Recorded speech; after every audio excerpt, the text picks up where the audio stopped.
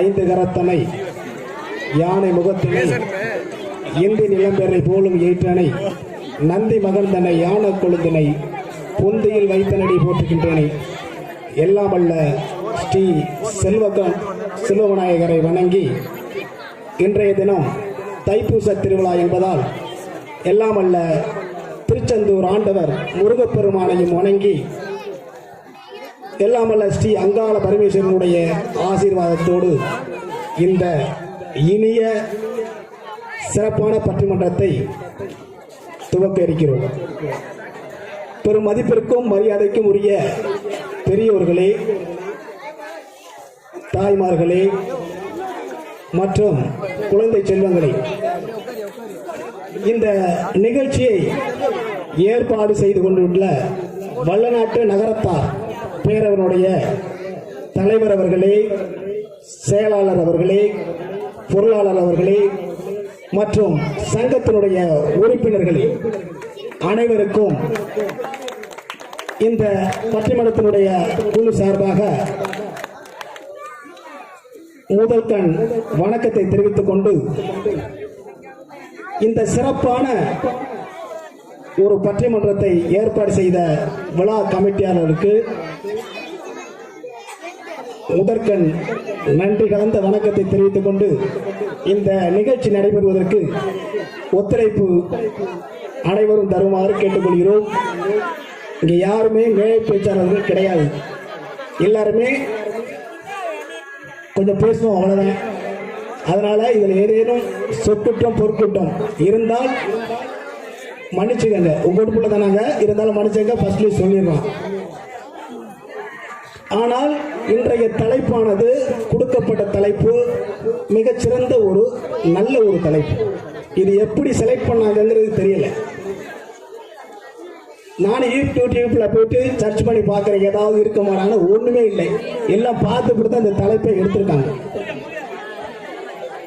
வெளிநாட்டில் வாழுகின்ற வாழ்க்கை சுகமானதா சுமையானதா? வெளிநாட்டில் வாழக்கூடிய வாழ்க்கை சுகமே என்ற தலைப்பில் பேசுவதற்காக இரண்டு பேர் இந்த பக்கம் அமர்ந்துள்ளார்கள். இல்லை, வெளிநாட்டினுடைய வாழ்க்கை சுமையே என்று பேசுவதற்காக இரு நபர்கள் இங்கே காத்து கொண்டிருக்கிறார்கள். முதல்ல எல்லாருமே நம்ம தெரிஞ்சுக்க வேண்டியது, வெளிநாட்டினுடைய வாழ்க்கை சுகமயங்கிறது அப்புறம் இருந்தாலும் வெளிநாட்டுக்கு செல்வதற்காக நாம் செயல்படுகின்ற முதல் ஸ்டெப்பு எல்லாருக்குமே இருக்கும். வெளிநாட்டுக்கு போனவர்களுக்கு இருக்கும், வெளிநாட்டுக்கு போறவங்களுக்கும் அதனுடைய எக்ஸ்பீரியன்ஸ் இருக்கும். முதல் என்ன பண்ணுவாங்கன்னா பாஸ்போர்ட் எடுப்பாங்க. பாஸ்போர்ட் அப்ளை பண்ணும் போதே உங்களுக்குள்ளே ஒரு கனவு ஏற்படும், ஆகா பாஸ்போர்ட் நமக்கு ஏற்பாடு பண்ணியாச்சு, வெளிநாடு போறோம், நம்மளுடைய கஷ்டமெல்லாம் தீரும்னு நினைப்பாங்க. போலீஸ்காரிலிருந்து போலீஸ் ஸ்டேஷன்லேருந்து போன் வரும், உங்களுக்கு பாஸ்போர்ட் ரெடி ஆயிடுச்சு, நீங்க வாங்கன்ட்டு. சரின்னு போவாங்க. போக முடியும், பாஸ்போர்ட் தாங்கம்பாங்க, நாங்க தர்றோம், நீங்க தாங்கம்பாங்க. என்னையா தர சொல்ற? நீங்க தாங்க. என்ன சார் தர சொல்லி? அதை தாங்கப்பா. எதப்பா தர்றது? நீங்க பாஸ்போர்ட் தாங்கப்பா. இல்ல தாங்கப்பா. எங்க ஊர் அங்கே போகும்போது அவருக்கு ஏதாவது கொடுத்தா, கமிஷன் கொடுத்தாத்தான் அந்த பாஸ்போர்ட்டை முதல்ல வாங்கலாம். அந்த கனவுகளோடு வாங்கிட்டு வருவாங்க. வரும்போது நடப்பாங்க, பாஸ்போர்ட் வந்துருச்சு, விசாவுக்கு அப்ளை பண்ணிடணும், விசாக்கெல்லாம் அப்ளை பண்ணுவாங்க. எப்படி பண்ணுவாங்க? ஊர்ல நகை பணம் எல்லாத்தையும் கடன் வாங்கி அந்த ஏற்பாடுகளை செய்திருப்பார்கள். அந்த சிரமத்தில் செய்யப்படும் போது சிரமத்தில் செயல்படுத்துவாங்க. செயல்படுத்தும் போது என்ன சொல்லுவாங்கன்னா, வெளிநாட்டுக்கான விசா வந்த உடனே கனவுகள் அவங்கவுங்களுக்கு உள்ள ஒரு கனவுகளோட வெளிநாட்டுக்கு செல்வார்கள். வெளிநாட்டுக்கு சென்ற உடனே அவங்க என்னென்ன நினைச்சு வந்தாங்களோ அது அப்படியே மாறுபடும். அவங்க என்னென்ன நினைச்சு வந்தாங்களோ அப்படியே இங்க வெளிநாட்டுக்கு போன முடியும் மாறுபடும். என்ன மாறுபடும்னா, சில பேருடைய நினைப்பு சுகமா இருக்கலாம், வெளிநாட்டுக்கு போனா சந்தோஷமா இருக்கலாம், சிறப்பா இருக்கலாம் நினைச்சிட்டு போவாங்க. ஆனா மாறி இருக்கும். சில பேர் கஷ்டமா இருப்போம், ரொம்ப சிரமமா இருக்கும் நினைப்பாங்க, அவங்களுக்கு சுகமா இருக்கும். வெளிநாட்டுக்கு போக முடியும். இந்த இரண்டு சுகமா சுமையா பற்றி பேச இருக்கிறார்கள். வெளிநாட்டினுடைய வாழ்க்கை என்றுமே சுகமே என்ற தலைப்பில் பேசுவதற்காக அருமை மாப்பிள்ளை டி கனகராமனை பேச அழைக்கிறேன். செங்கையில் மான் தூக்கி சிவந்த மனு தூக்கி அங்கத்தில் ஒரு பெண்ணை அனுதினமும் தூக்கி திங்களை கங்கையை தரித்த சடமில் தூக்கி அங்கும் இங்குமாய் இருவரும் தேடி எவரும் கண்டிராத ஒரு காலை தூக்கி நின்று ஆடும் தெய்வமே, என்னை கை தூக்கி ஆடு தெய்வமே. பெரும் மதிப்பிற்கும் மரியாதைக்கும் உரிய நடுவர் பெருந்தொகை அத்தான் செந்தில் அவர்களே, என்னோடு பேச வந்திருக்கக்கூடிய சக பேச்சாளர்களே, எதிரே குழுமி இருக்கக்கூடிய ஆன்றோர்களே, சான்றோர்களே, தாய்மார்களே, உங்கள் அத்தனை பேரையும் வணங்கி மகிழ்கிறேன். இப்ப கொடுத்திருக்க தலைப்பு வெளிநாட்டு வாழ்க்கை சுகமா சுமையா. ஏன்னா நாங்களாம் வெளிநாடு போயிட்டு வந்திருக்கிறோம். அது சுகமா இருக்கா சுமையா இருக்குன்னு எங்களுக்கு தெரியும், அந்த பக்கத்துக்கு ஒரு ஆளுக்கு தெரியும், ஆனா நடுவருக்கு தெரியாது. அவர் போனதில்லை. எனக்கு என்ன பயம்னா, அந்த தலைப்பு கொடுத்து நடுவர் செந்திலத்தான் சொல்லும் போது இவர் எப்படி தீர்ப்பு சொல்ல போறாருன்னு எனக்கு பயம். ஏன்னா அவர் போனதே கிடையாது. அது சுகமா சுமையான அவருக்கு எப்படி தெரியும்? அது சுகம்தான். எந்த ஒரு சிலையும் சுமை என்று நினைத்தால் சிலையாக முடியாது. எந்த ஒரு பெண்ணும் குழந்தை பெறுவது சுமை என்று நினைத்தால் தாய்மை அடைய முடியாது. எந்த ஒரு இடத்திலும் சுமையோட கடைசி பார்த்தீங்கன்னா அது சுகமா தான் இருக்கும். எடுத்தோடையும் சுகத்தை அனுபவிக்கிறது யாராலையுமே முடியாது. எந்த ஒரு கஷ்டமும் படாம, எந்த ஒரு முயற்சியும் எடுக்காம நான் சுகமாவே வாழணும் அப்படின்னு யாராவது இருக்காங்களா இந்த உலகத்துல? அந்த மாதிரி யாரும் வரங்கள் வாங்கி வரவே இல்லை. எல்லோருமே உழைத்து முயற்சி செய்து பல துன்பங்களை கடந்துதான் சாதித்திருக்கிறார்கள் என்று நாம் எல்லோருக்கும் தெரியும். எந்த ஒரு சாதனையாளர்களை நீங்கள் அவர்களுடைய வாழ்க்கை வரலாறை எடுத்து பார்க்கும்போது அவர்கள் பட்ட துன்பங்கள், அவர்கள் பெற்ற வலிகள், வேதனைகள் அனைத்தும் தெரியும். நமக்கு தெரிந்ததெல்லாம் அவர்கள் வெற்றி பெற்ற பிறகு அவர்களுடைய வெற்றி மட்டுமே. அவர்கள் பட்ட துன்பங்கள் யாருக்கும் தெரியாது. வெளிநாட்டு வாழ்க்கை சுமை என்று சொன்னால் இங்கெல்லாம் சுமையே கிடையாது. இங்க எல்லாருமே சந்தோஷமா இருக்கிறோமா சொல்லுங்க? இங்கேயும் ஆயிரம் ஆயிரம் போராட்டங்கள். இங்க பெரிய கார்ல போய்கிட்டு பெரிய பெரிய மாடி வீடு, பெரிய பெரிய தொழிலதிபர்கள் எல்லாம் இருக்காங்களா? வாழ்க்கைக்காக, வாழ்க்கை தரத்திற்காக, வாழ்க்கை தரத்தை மேம்படுத்த வேண்டும் என்பதற்காக போராடி கொண்டு இருக்கக்கூடியவர்கள் நிறைய பேர் நம்ம நாட்டிலேயே. ஆனா வெளிநாட்டில் செல்வது என்பது நம்முடைய பொருளாதாரத்தை வெகு விரைவாக உயர்த்த வேண்டும், தன்னுடைய குடும்ப தரத்தை சமுதாயத்தின் முன்பாக உயர்த்த வேண்டும் என்கின்ற ஒரே நோக்கத்திற்காக மட்டும்தான் வெளிநாடு செல்கிறார்களே தவிர மற்ற எந்த விதமான நோக்கமும் கிடையாது. தன்னுடைய குடும்பத்திற்காகவும் மனைவி மக்களுக்காகவும் வெளிநாடு சென்று பொருள் ஈட்ட வேண்டும் என்பது ஒவ்வொரு இளைஞனுடைய கனவாக இருக்கிறது. ஔவையார் கூறுவார், திரைக்கடல் ஓடியும் திரவியம் தேடுக என்று. அப்பவே ஔவையார் சொல்லியிருக்காங்க, திரைக்கடல் ஓடியும் திரவியம் தேடுக என்று. இதிலிருந்து என்ன தெரிகிறது? நாம் கடல் கடந்தாவது வாணிபம் ஈட்ட வேண்டும். அதில் நாம் வணிகர்கள், வாணிப செட்டியார்கள் என்பது கண்டிப்பாக வணிகம் செய்ய வேண்டும் என்றால் கடல் கடந்துதான் செல்ல வேண்டும். வெளிநாட்டிலே பல துன்பங்கள் இருக்கிறது தான். ஆனா என்ன ஒரு முக்கியமான விஷயம்னா, திருமணத்திற்கு முன்பு திருமணத்துக்கு பின்பு கூட பிரிச்சிருக்கலாம். திருமணத்திற்கு முன்பு வெளிநாடு சுகம்தான், ஃபுல்லா சுகம்தான். ஆனா திருமணத்திற்கு பின்பு போறதா கொஞ்சம் கஷ்டம்.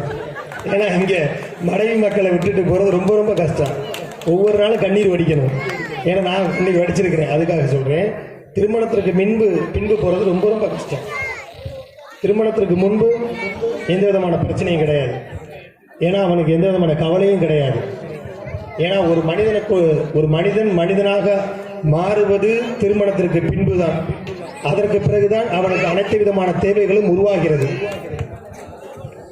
இப்ப நான் ஒரு சின்னதா ஒரு கதை ஒன்று சொல்றேன், உங்களுக்கு எல்லாரும் தெரிஞ்ச கதை தான். இதுல இருந்தே உங்களுக்கு தெரியும் வெளிநாட்டு வாழ்க்கைன்னு சொல்ல எது வரம் எது சாபம் அப்படின்னு நீங்க நினைச்சீங்கன்னா இந்த கதை நமக்கு எல்லாரும் தெரிஞ்ச கதை தான். இப்ப ராமாயணத்துல தசரத சக்கரவர்த்திக்கு ரொம்ப நாள குழந்தை வரம் கிடையாது. அவர் நிறைய யாகங்கள் பண்ணிட்டாரு, நிறைய ஹோமங்கள் பண்ணிட்டாரு, தானங்கள் பண்ணிட்டாரு, எவ்வளவோ செஞ்சிட்டாரு, குழந்தை வரங்கள் கிடையாது. ஒரு நாள் காட்டுக்கு போறாரு, வேட்டையாடுறதுக்காக காட்டுக்கு போகும்போது ஒரு சரவணன் அப்படிங்கிற ஒரு இளைஞன் தன்னுடைய அப்பா அம்மா கண்ணு தெரியாதவங்க அவங்கள வச்சு தூக்கிக்கிட்டு வர்ற, அவனை வச்சுட்டு அவங்களுக்கு தண்ணீர் தாகமாக இருக்கிறது. ஓடையில தண்ணீர் மோக்கிறான் ஒரு குடுவையில. தசரதன் கேட்கிறாரு, ஓகே இது யானை தான், யானை தண்ணி குடிக்குது போலக்குன்னு அம்பை எடுக்கிறாரு, அம்பை விடுறாரு, அவன் மேலே பட்டுறது. அவன் இறக்குற தருவாயில் ஒன்று சொல்றான், சாமி நீங்க யாரும் தெரியாது, இதை கொண்டு எங்க அம்மா அப்பாவுக்கு கொடுத்துருங்க, அவங்க தண்ணி தாகமா இருக்கும், அவங்க கொண்டை கொடுங்க, ஒன்றும் பிரச்சனை இல்லை அப்படின்னு சொல்றான். சரி அவரை கொண்டு போறாரு. அவங்க அப்பா அம்மா கண்டுபிடிச்சிடறாங்க, கண்ணு தெரியாது ஆனா கண்டுபிடிச்சிடறாங்க. நீங்க யாருப்பா? இது மாதிரி நான் தசரத சக்கரவர்த்தி, அயோத்தி மன்னன் அப்படின்னு சொல்றாரு. நடந்த விவரத்தை எல்லாத்தையும் சொல்றாரு. எல்லாம் கவனிச்சு கேளுங்க. அப்ப அந்த அப்பா அம்மா சொல்றாங்க, என்னுடைய மகனை பிரிந்து நாங்கள் எவ்வாறு துன்பப்படுகிறோமோ அதே போல உன்னுடைய மகனை பிரிந்து நீயும் துன்பப்பட்டு இறந்து போவாயின்னு ஒரு வரம் கொடுக்கிறாங்க. அந்த வரத்தை நினைத்து, அந்த சாபத்தை நினைத்து தசரத சக்கரவர்த்தி வருந்தவே இல்லை, ரொம்ப ரொம்ப மகிழ்ச்சி அடைஞ்சார். எதுக்காக மகிழ்ச்சி அடைஞ்சார்?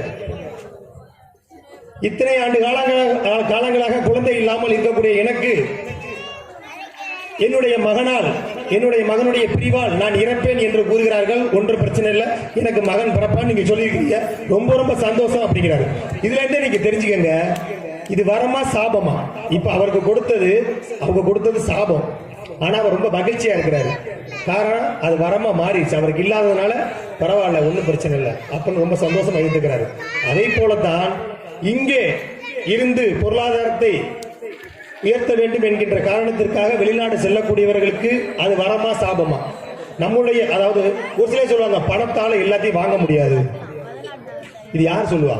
பணம் நிறைய வச்சிருக்கேன் சொல்லக்கூடிய வார்த்தை பணத்தால எல்லாத்தையும் வாங்க முடியாது. பணம் இல்லாதவட்ட கேட்டு பாருங்க, பணத்தோட அருமை தெரியும். சாப்பிடாம 3 நாள் சாப்பிடாதவட்ட போய் கேளுங்க, சாப்பாடோட அருமை தெரியும். இல்லாதவனுக்கு மட்டும்தான் அதனுடைய அருமை தெரியும். எல்லாம் இருப்பவனுக்கு அதனுடைய அருமை தெரியவே தெரியாது. ஆகவே நடுவர் அவர்களே, நீங்கள் வெளிநாடு விரைவாக சென்று அங்கு எவ்வளவு சுகமாக இருக்கிறார்கள் என்பதை அறிந்து கொண்டு வந்து தீர்ப்பு அளிக்குமாறு அன்போடு கேட்டுக்கொள்கிறேன். நன்றி, வணக்கம்.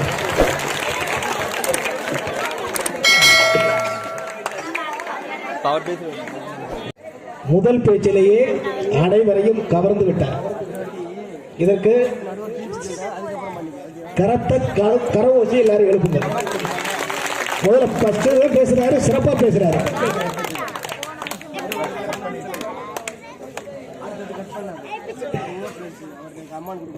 அதாவது கல்லிலே செதுக்கப்படுகின்ற சிற்பமானது செதுக்கப்படுகின்ற பொழுது அதனுடைய வலிகள், சிரமங்கள் இருக்கும், கஷ்டங்கள் இருக்கும்.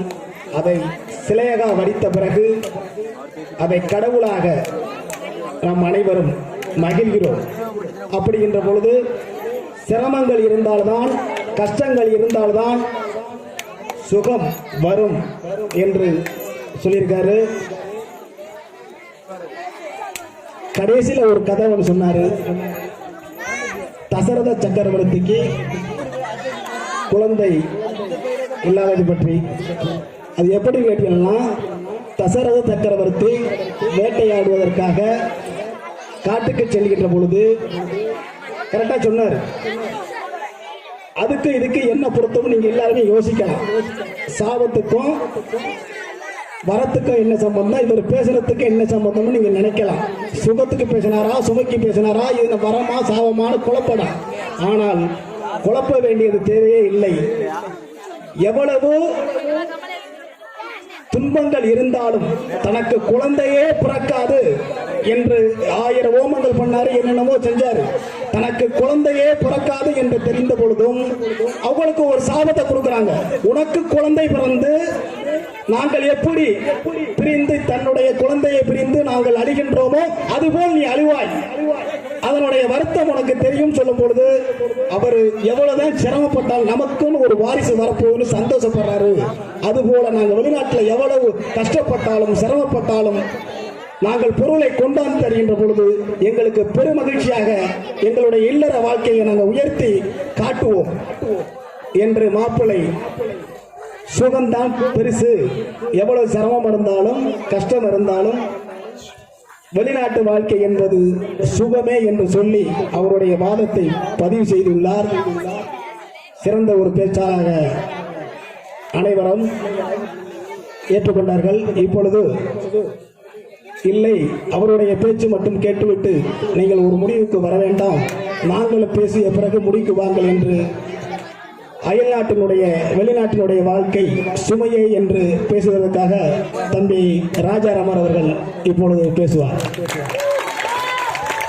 திடீரும் பாகும் பருப்பும் இவை நாளும் கலந்துனக்கு நான் தருவேன் கோலம் செய் துங்க கரிமுகத்து தூமணியே நீ எனக்கு சங்க தமிழ் மூன்றும் தான் தனம் தரும் கல்வி தரும் ஒரு நாளும் தளபரியா மனம் தரும் தெய்வ வடிவும் தரும் நெஞ்சில் வஞ்சமில்லா இனம் தரும் நல்லன எல்லாம் தரும் அன்பர் என்பவர்க்கே கணம் தரும் பூங்குழலால் அங்காள பரமேஸ்வரி கிடைக்குங்களே.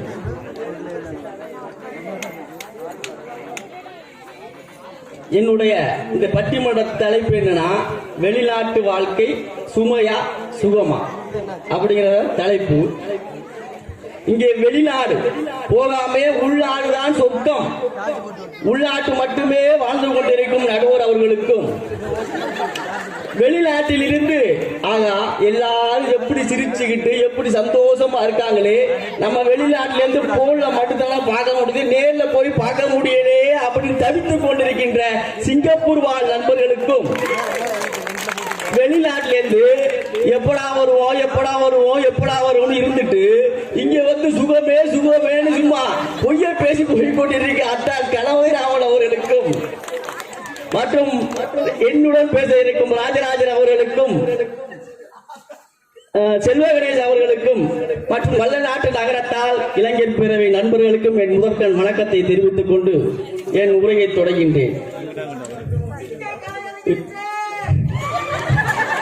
நடுவர் அவர்களே, இப்ப வந்து வெளிநாட்டுக்கு போறோம், எல்லாரும் போறோம், படித்தவர்களும் போவோம் படிக்காதவர்களும் போவோம், 2 பேருமே போவோம். இப்ப படித்தவர்கள் போறாங்கன்னு வச்சுங்களேன், இங்க நல்லா இன்ஜினியர் படிச்சு டிப் டாப்பா ஆபீஸுக்கு போவாங்க, வருவாங்க, கார்ல போவாங்க, கார்ல வருவாங்க. அதே வெளிநாட்டுக்கு போனா அங்க ஏஜென்ட் என்ன சொல்லி அனுப்புவான், சூப்பர் வேலை ஏசில தாண்டா வேலைன்னு சொல்லி அனுப்புவான். அங்க போய் பார்த்தோம்னா ஏசி ரிப்பேர் பண்ற வேலையை கொடுத்துருவான். என்னடா நான் ஏசில சொல்லிட்டு வந்து ஆமா ஆமா ஏசி தான் சொன்னேன், இதை வந்து 5 லட்சம் பணத்தை கட்டிட்டேன், நீ பார்த்தாவடா என்ன பண்றது, ஏசி ரிப்பேர் பண்றது எப்படா பண்றது, எப்படினாலும் பண்ணிட்டு போடா அப்படின்றவன். சரி அதை இப்படி புதுக்கி ஐயோ பண்ணி அதை செய்யறதுக்கு ரொம்ப நொடிஞ்சு போடுவான் மனுஷன். இவன் ஏடா இவ்வளவு படிச்சோம், இங்க வந்து இந்த பாடு படிச்சேன் வந்து நூடுல்ஸ் ஆயிடுவேன். சரி படிச்சா வந்து அப்படி நினைப்பான்னா, படிக்காதவங்க கூட என்ன நடக்கும், படிக்காதவங்க போறோம், படிச்சவர்கள் அப்படி இப்படி இங்கிலீஷ் தெரியும் போகிறோம் அப்படியே சொல்லி சமாளிச்சுருவேன். படிக்காதவர்கள் போறோம்னு வச்சுங்களேன், ஏர்போர்ட்ல ஏறுவோம், ஏர்போர்ட்டுக்கு உள்ள போகும்போது ஒரு பாரத்தை கொண்டாந்து கொடுப்பாங்க கையில, இங்கிலீஷ்ல இருக்கும் ஃபுல்லா, இப்படி திருப்புவேன் ஒண்ணுமே புரியாது. என்னடா அது இப்படி அடுத்த பக்கத்துல இருப்பேன், கால கையில விழுந்து எல்லாருக்கும் புள்ள பண்ணி விடுறா அப்படின்னு சொல்லி புள்ள பண்ணிட்டு சரி பிளைட்டுக்குள்ள போயிடுவேன். பிளைட்டுக்குள்ள போனோம்னா அங்க 2 சிஸ்டர் இருந்தா அது இங்கிலீஷ் தான் தெரியும், தமிழ் தெரியாது.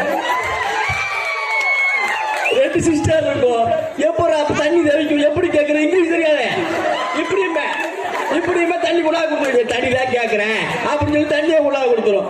அப்புறம் பாத்ரூம் முறை எப்படி கேட்கறது, அந்த பிள்ளைகிட்ட பொம்பளை பண்ணிட்டேன், ஐயோ எப்படா கேட்கறது அப்படின்னு பக்கத்து சீட்ல ஒருத்தர் உட்காந்துருப்பேன், அவன்கிட்ட கேட்பேன் எங்க பாத்ரூம் எங்கிட்டா இருக்கு அப்படின்னு கேட்பேன். அவன் சொல்லுவேன் அது தெரியாம தானே 2 மணி நேரம் உட்காந்துருக்கேன் கேட்கறீங்க அப்படின்னு அர்ச்சனை ஆதரமா அப்படியே சிங்கப்பூர் வெளிநாட்டுல போய் இறங்கிடுவாங்க. இறங்கிட்டு போய் தான் அங்கிட்டு அர்ஜென்ட் ஒண்ணு பண்ண முடியாது. பாத்ரூம் திறந்தா பொம்பளை பிள்ளை ஒண்ணு வெளில வரும்.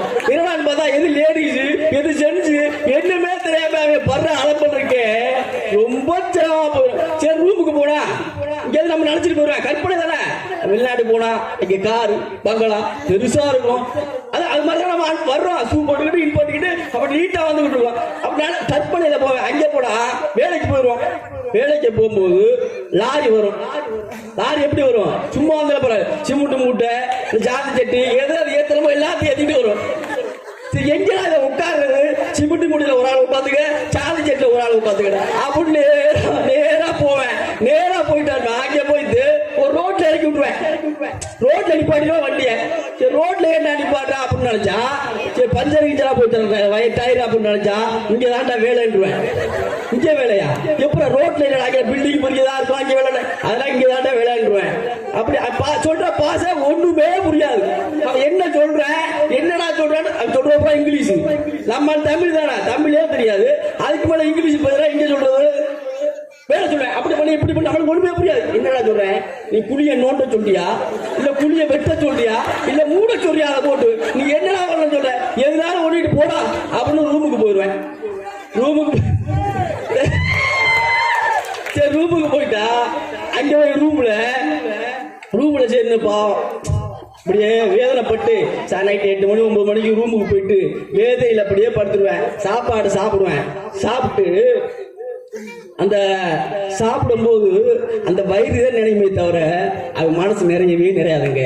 எப்பவுமே அந்த வயிறு நிறைய மனசு நிறையவே கிடையாது. கவலை பூரா வீட்டிலே இருக்கும். இந்த பொண்டாட்டி இப்படி தனியா விட்டு வந்தோமே, பிள்ளைய தனியா விட்டு வந்தாலே அப்படின்னு வயிறு ஒன்றுதான் நிறைய, மனசு நிறையவே நிறையாதாங்க. வெளிநாட்டு வாழ்க்கை.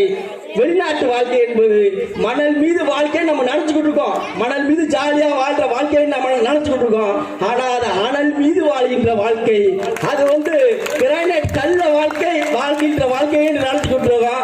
அது முள் மீது வாழ்கின்ற வாழ்க்கை, கல் மீது வாழ்கின்ற வாழ்க்கை அல்ல.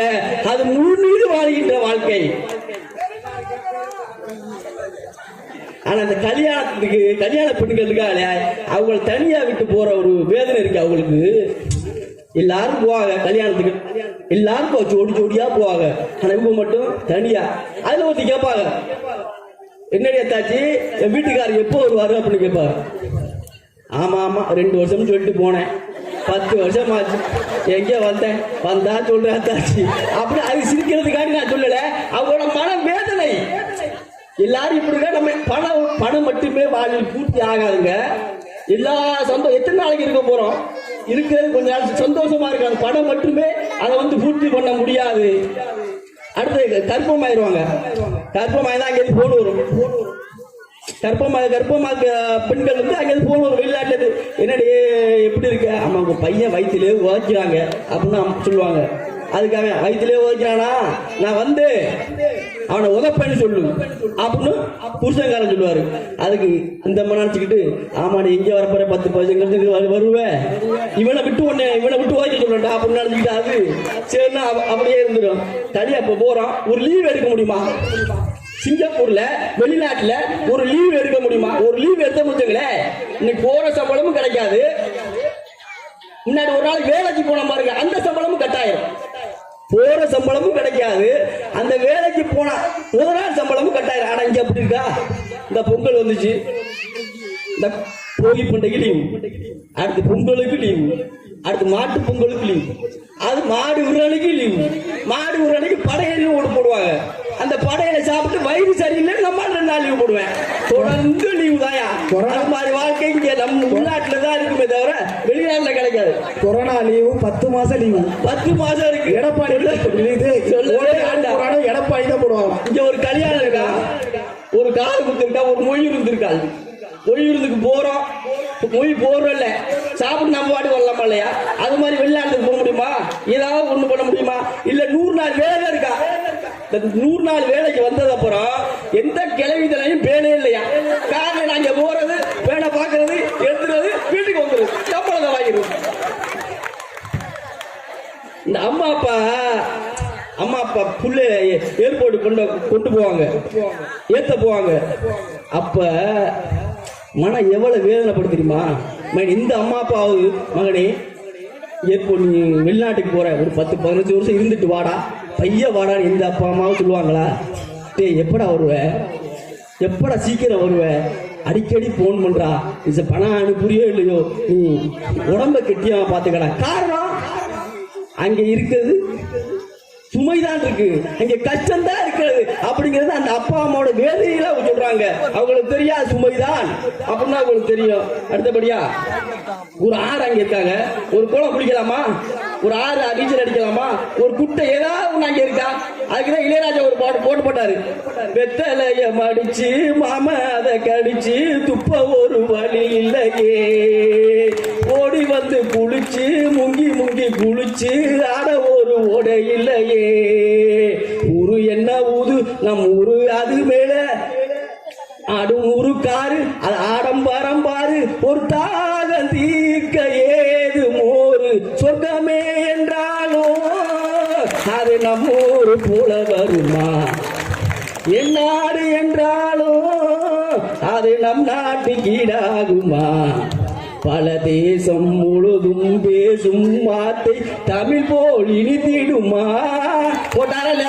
ஆடம்பரம் மட்டும்தான் அங்க இருக்கு, சுகமானது அங்க இல்லவே இல்லை. சுகமானது உள்நாட்டில் தான் இருக்கு என்று கூறி வெளிநாட்டு வாழ்க்கை சுமையே சுமையே சுமையே என்று கூறி வாய்ப்புக்கு நன்றி கூறி தேவையே. நன்றி, வணக்கம். ஹலோ, அனைவரும் அமைதி காக்கவும்.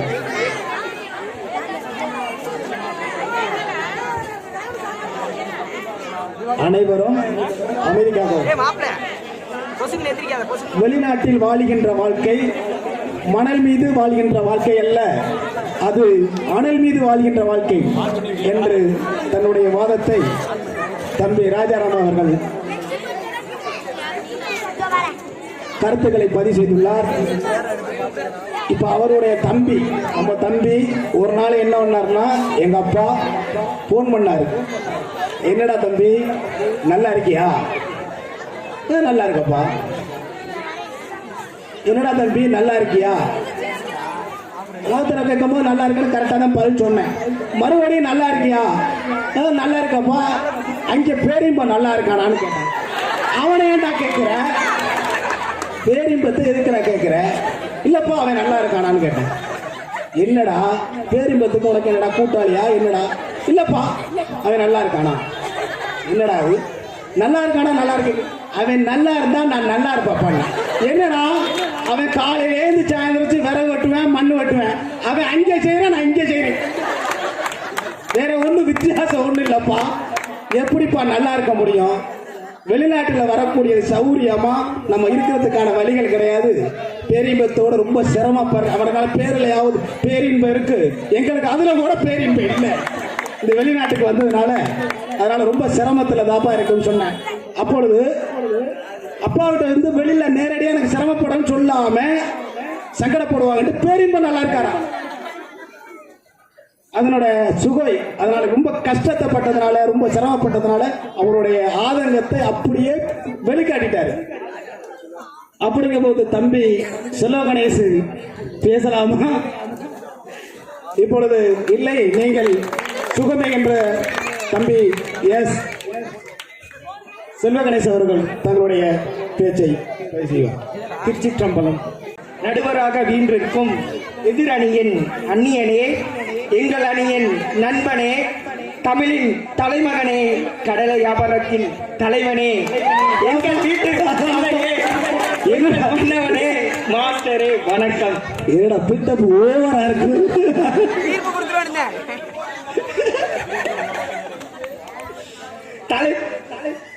தலைப்பு இல்லாமல் பேசக்கூடாது, குறிக்கோள் இல்லாமல் வாழக்கூடாது. அப்படி பேச தலைப்பு அளித்த வளநாட்டு நகரத்தார் இலங்கை பேரவைக்கு என்னுடைய வணக்கம். நான் பேச இருக்கின்ற தலைப்பு வெளிநாட்டு வாழ்க்கை சுகமே. இப்படி பார்த்தா 90% 90% வெளிநாட்டு வாழ்க்கைக்கு போறதுக்கு அர்த்தமானது உண்மைதான். என்னன்னா வெளிநாட்டு வாழ்க்கை எப்பவுமே கைவிடாது.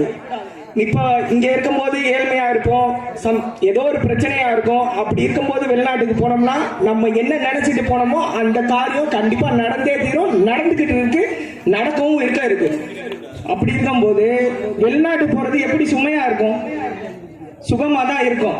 எதுக்கு வெளிநாட்டுக்கு போறோம்? ஏரோப்ளேன் போகும்போது சுகமா இருக்கும், இறங்கும் போது சுகமா தான் இருக்கும். ஏன் இங்க 15,000 ரூபாய் சம்பளம் கொடுத்து வேலை பார்த்தா அந்த பையனுக்கு கரெக்டான வயசுல நடக்க வேண்டிய எல்லா விஷயமும் நடக்குதா? இன்னைக்கு நடக்காது. அப்படி இருக்கும்போது வெளிநாட்டுக்கு அவன் போய் தான் ஆகணும். படிச்சு இங்க வேலை இல்லையே, என்ன பண்றது? கரெக்டான வேலை இல்லை, கரெக்டான வழி இல்லை, என்ன பண்றது? அவன் வெளிநாட்டு போய் தான் ஆகணும். அப்படி கஷ்டப்பட்டு தான் ஆகணும். கஷ்டப்பட்டாலும் அவன் குடும்பத்தை ஒரு இடத்துக்கு கொண்டு வரணும்னு நினைக்கிறப்போ அந்த கஷ்டத்தெல்லாம் தாண்டி தான் ஆகணும், வேற வழியே இல்லை. அதுதான் வாழ்க்கை. வாழ்க்கை என்பது ஒருவரை மட்டும் சார்ந்தது இல்லை. இப்ப எனக்கு உடம்பு வலி, எனக்கு மனவலி, அதை மட்டும் சார்ந்தது இல்லை, என்னோட குடும்பத்தை சார்ந்தது. அப்படி பார்க்கும்போது நான் குடும்பம் நல்லா இருக்குன்னு தான் வெளிநாடு போறேன். அந்த காரியம் நடைபெற்றுச்சான்னு பார்க்கையில கண்டிப்பா நடைபெற்றிருக்கோம். ஏன்னா 90% நடந்துதான் இருக்கு. தமிழ்நாடு மட்டும் 68% இளைஞர்கள் இருக்காங்க. அவங்களோட வாழ்க்கை இன்னைக்கு வரையும் கேள்விக்குறியாதான் இருக்கு. அப்படி இதனாலதான் வெளிநாடு போறாங்க. அப்புறம் சித்தப்பா சொன்னாங்க சிங்கப்பூர்ல போயிட்டு கஷ்டப்படுறோம் அப்படின்னு. கஷ்டப்படுறதுனாலதான் இன்னைக்கு இந்த மன்றமே இந்த நிலைமையில இருக்கு சிங்கப்பூர் வாழ் நண்பர்கள்னால. ஏன்னா அவங்க தான் இந்த அளவுக்கு கொண்டு வந்திருக்காங்க. இன்னொன்று படிச்சவன் ஏசி ரிப்பேர் பண்றான், அப்படி பண்றான். அப்படி பண்ணினாலும் குடும்பத்தை ஒரு இடத்துக்கு கொண்டுட்டு வரணும்னு தான் பண்றான், இல்லைன்னா பண்ண மாட்டான். இங்க அந்த வாய்ப்பு கூட கிடைக்கல. இன்னொன்று கொரோனா டைம்ல எல்லாரும் இங்க இருந்தீங்க ஜாலியா, ஓகே. இங்க இருந்தாலும் யாருக்கும் வேலை இல்லை, பணம் காசு கையில இல்லை, எல்லாருக்குமே கஷ்டம்தான். ஆனா அதே வெளிநாட்டுல இருந்தோம்னா ஓய்வோட ஊதியமும் சேர்த்து கொடுத்தாங்க. ஏன்னா அதுதான் அந்த நாட்டுக்கு இந்த நாட்டுக்கு உள்ள டிஃபரெண்ட். அமைதி. அதே மாதிரி ஒரு பையன் 22 வயசாச்சு அப்படின்னாவே அவன் படிப்பு முடிச்சு வேலைக்கு போயிடுவான். வேலைக்கு போயிட்டு ஒரு 15,000 ரூபாய் சம்பளம் வாங்கினானா அது எத்தனை வருஷத்துக்கு அவனோட சேமிப்பு கரெக்டா இருக்கும் அப்படின்னு பார்த்தோம்னா ஒரு 3 வருஷத்துக்கு தான் இருக்கும். 3 வருஷத்துக்குள்ள அவன் சேமிப்பா கரைஞ்சு போயிடும். அதுக்கப்புறம் அவன் கல்யாணம் பண்ணணும். அந்த கல்யாணம் பண்றதுக்கு அவன் செலவு அளிக்கணும். அந்த செலவு பார்த்தோம்னா கடன் தான் வாங்கணும். இப்படி பாலக்காடு கல்யாணம் பண்ணாலும் கஷ்டத்துல தான் இருக்கும். கடைசி வரைக்கும் கஷ்டமா தான் போகும் இங்க இருந்தோம்னா. அந்த மாதிரி டைம்ல அவன் வெளிநாடு போயிட்டு ஒரு 3 வருஷம் இருந்துட்டு வந்துட்டானா போதும், அவன் லைஃப் கண்டிப்பா செட்டில் ஆயிடும். அப்படி இருக்கும்போது எப்படி இங்க இருக்காது சுகமா இருக்கும்? இருக்கா? முதல் மேடை நம்மால அந்த அளவுக்கு ஒரே இடத்துல பயப்படாத. இவ்வளவு கஷ்டம் இருந்தாலும் அங்க ஏன் வேலை பார்க்கிறோம்னா ஒரு சம்பளத்துக்கு குடும்பத்தை நல்ல நிலைமைக்கு கொண்டு வரணுங்கிறது தான். இந்த கவலையும் எங்களுக்கு ஒரு சுகமா தான் இருக்குமே தவிர கண்டிப்பா சுமையா இருக்காது என்று வாய்ப்பு அளித்தமைக்கு நன்றி என்று கூறி விடப்படுகிறேன். நன்றி, வணக்கம். தம்பி செல்வகணேசனுடைய முதல் பேச்சு. ஆனா பதஷ்டம், அதனால பயப்படாங்க. எல்லாமே நம்ம ஆளுங்க, எல்லாமே உங்களுடைய நண்பர்கள். இருந்தாலும் முதல் பேச்சுல அவர் என்ன பாயிண்ட் கொடுக்கணுமோ அதை கரெக்டா கொடுத்துட்டாரு. வெளிநாடு போயிருந்தா இன்னும் பதஷ்டமே குறைஞ்சிருப்பாரு. நாங்க போகலையே. இங்க இருந்தா 10,000 15,000 கூட சம்பளம் கொடுக்க மாட்டாங்க. நம்மளுடைய வாழ்க்கையினுடைய லட்சியத்தை அடைய முடியாது. வெளிநாட்டுக்கு சென்றா தான் ஒரு 2 வருஷம் 3 வருஷம் இருந்தா தான் நம்மளுடைய துன்பங்கள்லாம் தீர்க்கலாம். அப்படி தீர்க்கின்ற பொழுது அதில் இருந்து ஏற்படக்கூடிய எவ்வளவு சுமையா இருந்தாலும் அதற்காக சுகம்தான் இருக்கு. அதனால சுகமே என்று நல்ல முறை தம்பி செல்வகணேச அவர்கள் சிறப்பான ஒரு பேச்சை பேசியுள்ளார்கள்.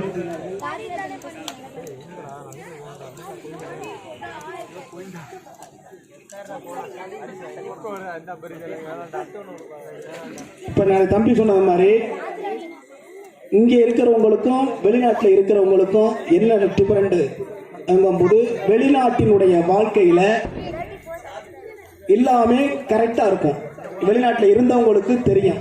என்னன்னு கேட்டீங்கன்னா ஃபர்ஸ்ட் நல்ல ஒரு டிசிப்ளின், அதாவது நல்ல ஒழுக்கங்கள். அடுத்தது நல்ல, அதாவது ரோடா இருக்கட்டும், வீடா இருக்கட்டும், சுற்றுப்புற சூழலா இருக்கட்டும், எல்லாமே பர்ஃபெக்டா இருக்கும். எதுவுமே இங்க இருக்கிறதுக்கும் அங்க இருக்கிறதுக்கும் டிஃபரெண்டுகள், வித்தியாசம் நிறைய இருக்கு. அதனால சுமைதாங்கிறது எல்லாம் இல்ல, அங்கே போனா சுகமா இருக்கு. நல்ல பழக்கங்களை கற்றுக்கொள்ளலாம். பணத்தினுடைய அருமை வந்து அங்கே போய் சிரமப்பட்டு கஷ்டப்பட்டாதான் அதனுடைய அருமையை அடையலாம். எவ்வளவுதான் கஷ்டப்பட்டாலும், இவர் வெளிநாட்டுக்கு ஒரு பையன் போறாரு, ஒரு 5 வருஷம் இருக்கிறாருன்னா அவர் எவ்வளவு கஷ்டப்பட்டாலும் அவருடைய குடும்ப வாழ்க்கை, அக்காளுடைய திருமணம், நல்ல ஒரு குடும்பம், வீடு, நகை, போக்குவரத்தெல்லாம் பண்ணும்போது ஒருத்தர் சிரமப்பட்டாத்தான் இதனுடைய வாழ்க்கையினுடைய உயரம், தரம் உயரம். அப்படிங்கும் போது அவர் கஷ்டப்படுறதுனால ஒன்னும் இது இல்ல, கஷ்டப்பட்டா வாழ்க்கையினுடைய சுகம்தான் வரும். நம்மளோட பேசி தம்பி செல்வ கணேசன் அவர்கள் அமர்ந்துள்ளார்கள். சுமையே இல்லை சுமையே என்று பேசுவதற்காக தம்பி ராஜராஜன் அவர்கள் பேசுவார்கள். அனைவருக்கும் வணக்கம். காலப்பள்ளத்தில் மூடக்குழியில் புராண புழுதியால் மூடி கிடந்தான் முருகன். தோண்டி புதைத்து விஞ்ஞான தண்ணீரில் கழுவினேன். ஒற்றை துணி சற்றே அசைவுற நெற்றிச் சுடர் பற்றி பரவிட வெற்றி திரு வேலுக்கதிபதி வந்தான். கடவுளா நீ என்று மூத்த குடி காத்த மூதாதை என்றான் என்று இன்ற தைப்பூச திருநாடு முப்பாட்டன் முருகன் அவர்களை வணங்கி பட்டிமன்றத்தை பார்க்க வந்திருக்கும் ரசிகர்களுக்கும் இதை ஏற்பாடு செய்த நகரத்தார் இளைஞர் பேர் அவர்களையும் வணங்கி, நடுவர் வருஷத்துல ஒரு 2 வாட்டி தான் நடுவரை பார்க்க முடியும். வங்காளம்மன் கோயில பார்க்கலாம், இல்லைன்னா பொங்கல் விளையாட்டு விழா, இந்த மாதிரி விழா மட்டும்தான் பார்க்க முடியும். அப்படி இருந்தும் ஒரு கடந்த வருடம் மிக பெரிய வார்த்தைகளால பாராட்டுகள் கொடுத்தாரு. அதாவது நம்மளுக்கு பணம் கொடுக்க ஆள் இருக்கலாம், இல்ல நம்ம குறை சொல்ல ஆள் இருக்கலாம், ஆனா வந்து ஒரு நம்பிக்கையான வார்த்தைகள் சொல்லதான் இங்க ஆளு ரொம்ப கம்மியா இருக்கு. அப்படி எப்பவுமே நம்பிக்கையான வார்த்தைகள் சொல்ற நடுவர்களுக்கு முதற்கண் வணக்கத்தை தெரிவித்துக் கொண்டு, என் அணியில் பேசிய அண்ணன், அருமை அண்ணன் ராஜாராம் அண்ணன் அவர்களை வணங்கி, அதாவது அவங்க 2 பேரும் எதுக்கு இங்க வந்திருக்காங்க தெரியுமா? சுகமேனு பேசிட்டா வெளிநாட்டுல இருந்து வர்றவங்க 2 கோடாலி தேங்களை எக்ஸ்ட்ரா வாங்கிட்டு வந்துருவாங்கிறதுக்காக இங்க வந்து பேசியிருக்காங்க. வேற எதுவுமே கிடையாது. ஆனா எனக்கு சொல்லிட்டாங்க அங்க இருக்கவங்களா, நாங்க படுற கஷ்டத்தெல்லாம் சொல்லு, உனக்கு 2 கோடாலி தேயிலை மட்டும் இல்ல, கூட செண்டு, சாக்லேட்டு, உனக்கு என்னென்ன வேணும் எல்லாம் உனக்கு அனுப்புறேன். நாங்க படுற கஷ்டத்தை நம்ம மக்கள்கிட்ட சொல்லுப்பான்னு அங்கிருந்து மெசேஜ் வந்துருச்சு. உங்களுக்கு கோடாலி தேயிலாம் கேன்சல். அடுத்தபடியா உங்க எல்லாருக்கும் ஒண்ணு தெரிஞ்ச ஒருத்தர், அவர் தான் இந்த வெளிநாடு போனா என்ன கஷ்டங்கிறது எல்லாருக்கும் தெரியும். உங்க ஒவ்வொரு வீட்லயும் அவர் இருந்திருப்பாரு.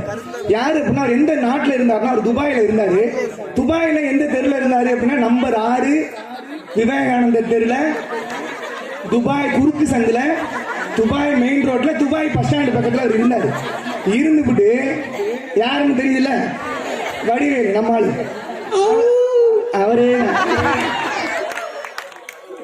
அவரு ஊருக்கு வராரு. நல்லா ஜிக்கு ஜிக்குன்னு சட்டையை போட்டுட்டு வெளிநாட்டுல இருந்து வந்து, நல்லா பாருங்க, அந்த படம் எல்லாரும் பார்த்திருப்போம். வெளிநாடு போகாம இருந்தவங்க ஹீரோவா, வெளிநாட்டுல இருந்து வந்தவங்க ஹீரோவா? வெளிநாட்டுல இருந்து வந்தவர் காமெடியன். வெளிநாட்டுல இருந்து இல்லாம இங்கேயே உழைச்சு முன்னேறி ஹீரோவா இருப்பாங்க. யாரு? முரளியும் பார்த்திபனும் அந்த படத்துல. இதை வந்து நான் வெறும் காமெடின்னு சொல்லல. உடனே காமெடியா அப்படி கிடையாது. அவங்க வெளிநாட்டுல இருந்து நம்ம ஆளுங்க வருவாங்க. வரும்போது தங்க நகை, அப்புறம் ஒரு ட்ரெஸ் எல்லாம் கொஞ்சம் சேஞ்சஸ் இருக்கும். அதெல்லாம் பார்த்துட்டு இங்க இருக்கிற மக்கள், அவ்வளவுதான் ஒரு பயங்கரமா இருக்காரு போல, அங்கே பயங்கர எந்த கஷ்டமும் இல்ல, அப்படியே ஜாலியா இருக்காரு அப்படின்னு நினைச்சுக்கிட்டு இருப்பாங்க. அப்படி கிடையாது. அங்க போட்டிருக்காங்களா தங்கம், அந்த தங்கத்துல வந்து அவங்க வியர்வையும் அவங்க ரத்தமும் கலந்து, அதுதான் நம்மளுக்கு வந்து தங்க நிறத்துல தெரியுது. அதை நம்ம புரிஞ்சுக்கிறதே கிடையாது. அது மட்டும் இல்ல, அவங்க அன்னைக்கு ஊருக்கு வந்திருப்பாங்க. ஊருக்கு வந்தோடனே, என்னடா தம்பி எப்படா வந்த? இன்னைக்கு வந்தேன். சரி, எப்ப போற? உடனே அடுத்த கேள்வியை கேட்டு அவங்களை எப்போ அனுப்புறதுதான் நம்ம பார்ப்போம். ஸோ அவங்க வெளிப்புறத்துக்கு வேணா நாங்கள் நல்லா இருக்கிற மாதிரி காமிச்சுக்கலாம், உள்ள எந்த அளவுக்கு கஷ்டப்படுறாங்கிறதுக்கு நம்ம ஒரே ஒரு உதாரணம் நம்ம வைகை புயல் தான், இந்த வெற்றி கொடிக்கட்டு படத்துல. அடுத்தபடியா நடுவர் அவர்களே, திருமணமாகி எத்தனை வருஷம் ஆகுது உங்களுக்கு? 16 வருஷமாச்சு. 16 வருஷம். அப்ப ஒரு 100க்கு ஒரு மதிப்பெண் போடுங்க. எந்த அளவுக்கு அண்ணியை புரிஞ்சு வச்சிருக்கீங்க? 100க்கு 100 இல்ல 90. இங்க மேடைக்காக சொல்றாரு. சரி 90 தாயா, சரி 90 நீ பாட்டுக்கு வம்பு எடுத்துட்டு போறாரு. புரியுது. அதாவது நல்லா கேட்டுக்கங்க, 16 வருஷம் அண்ணன் வெளிநாட்டுக்கு போல, அவராலேயே 90 விழுக்காடு தான் புரிஞ்சு கொள்ள முடியுது அப்படின்னா, இங்க மனைவியை விட்டுட்டு அங்கே நாங்க வாட்ஸ்அப்லயும் ஸ்கைப்லயும் நாங்க வீடியோ கால் மூலமா எங்களோட அன்பை பரிமாறிக்கிறவங்களுக்கு எந்த அளவுக்கு மனைவியை புரிஞ்சுட்டு இருப்பாங்க. அப்ப எந்த அளவுக்கு கணவன் மனைவியை புரிஞ்சுக்காம ஒரு வாழ்க்கையை வாழ்றது, அது எப்படி ஒரு சுகமா இருக்கும்? சுமையா மட்டும்தான் இருக்கும், சுகமா இருக்கவே இருக்காது. அடுத்தபடியா அது திருமணங்கிறதுக்காக ஏன் சொல்றேன் அப்படின்னா, அப்ப எனக்கு தெரிஞ்ச ஒரு வயசானவர் ஒருத்தங்க இருக்காங்க, ஒரு 2 ஜோடிகள் இருக்காங்க, எப்பவுமே சண்டை போட்டுட்டே இருப்பாங்க.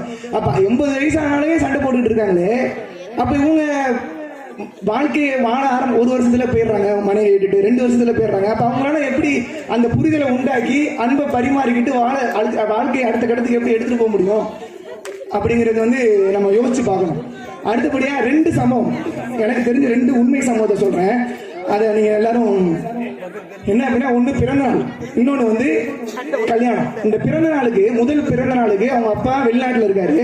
பிறந்த நாள் முதல் பிறந்த நாள் கொண்டாட நாங்கெல்லாம் போகும்போது நாங்க வீடியோ கால்ல காமிக்கிறோம். அவரு அந்த பொண்ணுகிட்ட பேசுறாரு, அந்த பொண்ணுக்கு அடையாளமே தெரியல, யாரோ பேசுறாங்க விளையாடிட்டு இருக்கு. அது ஒண்ணு. இன்னொன்னு, இங்க போற முதல் பிறந்த நாளுக்கு நம்ம இல்லையேன்னு ஒரு கண்ணீர் அவருக்கு அந்த வீடியோ கால்லயே அழுகுறாரு, எங்களுக்கு தெரியுது. அடுத்து அப்படியே என் நண்பனோட தங்கை திருமணத்துக்கு போறோம், அங்க யாருமே இல்லை. அந்த நண்பனோட தங்கை திருமணத்தை ஃபுல்லா நாங்க தான் நடத்தணும், மேக்சிமம் நாங்க தான் ஒரு சில வேலைகள்லாம் பண்ணோம். அப்புறம் அந்த வீடியோ கால் காமிக்க கூட அவனுக்கு ஆள் இல்லை, தங்கை திருமணத்தை வீடியோ கால் காமிக்க கூட ஆள் இல்லை, நாங்க தான் காமிச்சோம். அவனும் ஒரு கண்ணீர் விடுறான். இந்த 2 கண்ணீருமே ஆனந்த கண்ணீரா, கடமை தவறிய கண்ணீரா, கஷ்ட கண்ணீரா? இது நம்ம ஆனந்த கண்ணீர்னு சொல்ல முடியுமா? எவ்வளவு கொடுமையான கண்ணீர்.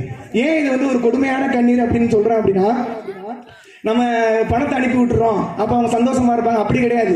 இங்கேயும் ஒரு கடமை இருக்கு. அதாவது நம்ம ஒரு வியாபாரம் பண்றோம்னு வச்சுக்கோங்களேன், அந்த வியாபாரத்துல நான் ஒரு முதலீடு போடணும்.